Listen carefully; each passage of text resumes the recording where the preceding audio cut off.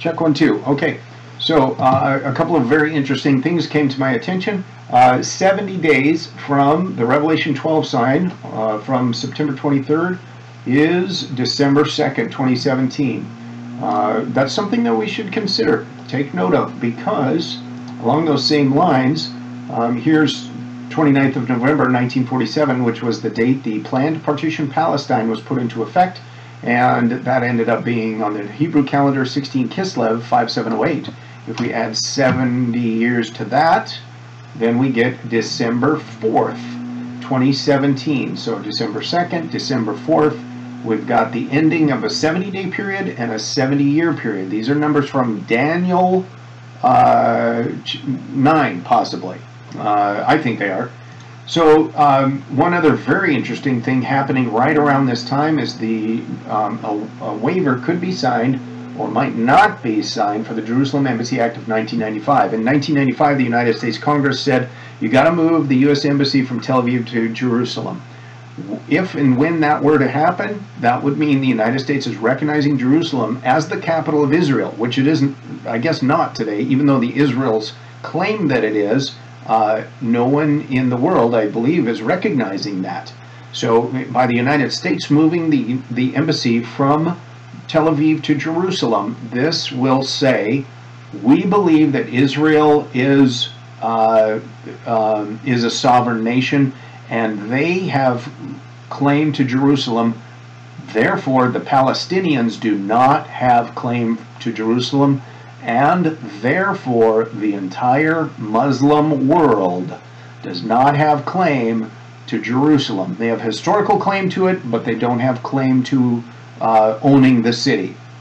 So if that were to happen, you can imagine, you know, these the Iranians, the Islamics, the Muslims, ISIS, Hezbollah, the Palestinians, all those guys are not being motivated by rational thought. They're being motivated by an extreme jealousy of God's chosen people. And this is why they have done all the things they have done.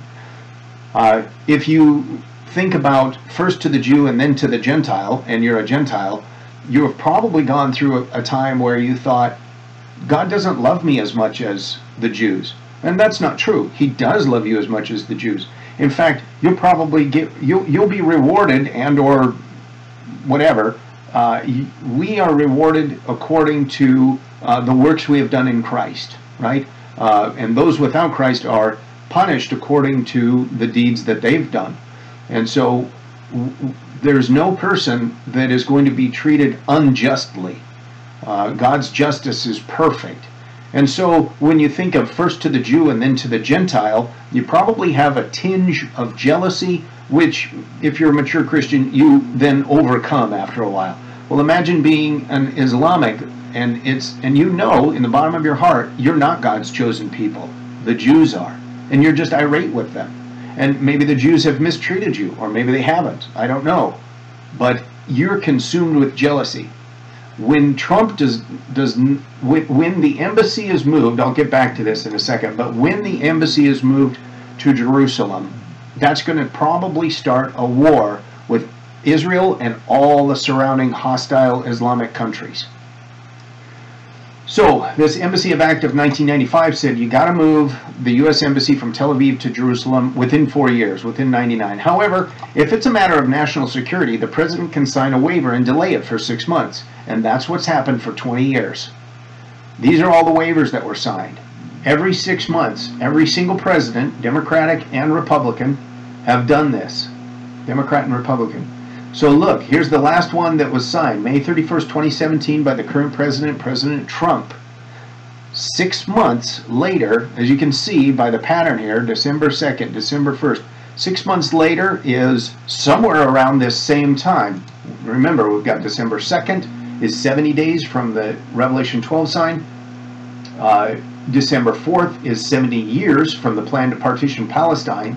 And then we've also got a literal 6 months is November 30th. That's tomorrow. But it looks like they're calculating this in terms of days, or loosely in terms of 6 months, like about every 6 months. So I don't know when Trump has to sign the declaration. It could be tomorrow, the 1st, 2nd, 3rd, but if he does not sign it by the 4th, which is the 70 years since the plan to partition Palestine, the United States will be legally obligated to move the embassy to Jerusalem. And I believe, I mean, it's like a house of cards. All that could cause a chain reaction, which leads to Jacob's trouble,